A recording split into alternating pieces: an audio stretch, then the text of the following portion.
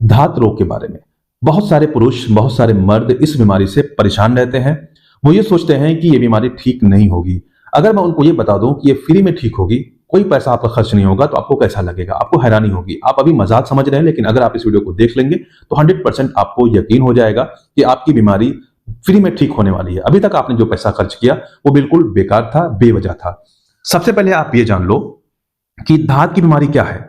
जब कोई भी इंसान पेशाब करने जाता है या स्टूल पास करने जाता है तो उसको ऐसा लगता है कि कुछ स्पर्म का, कुछ मनी का कुछ अमाउंट बाहर आ गया। उसको कुछ ऐसा फील होता है।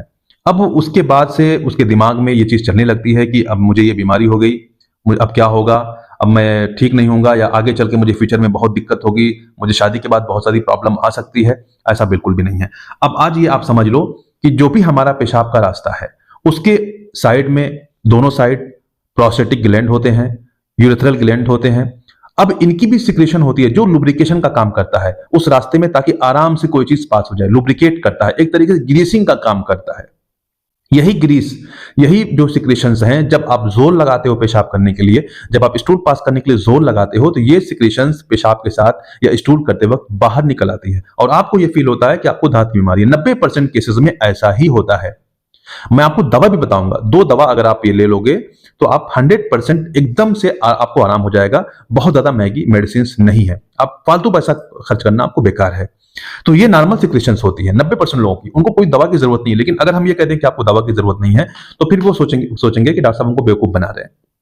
तो मैं 2 दवा भी आपको बताऊंगा। आप इस बीमारी को लेकर के किसी भी हकीम साहब के पास जाते हैं, वो आपको लंबी लंबी दवाएं देंगे, 4 महीने 5 महीने का कोर्स बताएंगे। अब दवा करते रहोगे, इलाज करते रहोगे, कुछ दिन ठीक रहेगा, थोड़ा आराम रहेगा, फिर वैसे ही हो जाएगा। तो आप कभी भी इन सब चक्करों में मत पड़िए। आपको अगर दिखाना है, आपको अगर मशवरा लेना है, तो अच्छे सर्टिफाइड डॉक्टर से आप मशवरा लीजिए, उनको दिखाइए, उनकी सलाह के अनुसार चलिए, आपको बहुत फायदा होगा।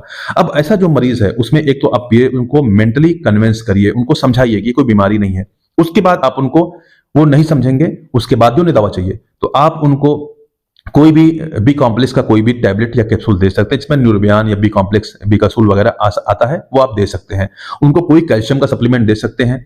उनको आप स्पेमेन, जो हिमालय का एक प्रोडक्ट है, वो दे सकते हैं, या जो भी आपके नजर में आयुर्वेदिक या यूनानी प्रोडक्ट है वो आप उनको दे सकते हैं, ताकि उनकी जो कमजोरी है, थोड़ा बहुत जो 10% कमजोरी, वो दूर हो जाए, वो खत्म हो जाए।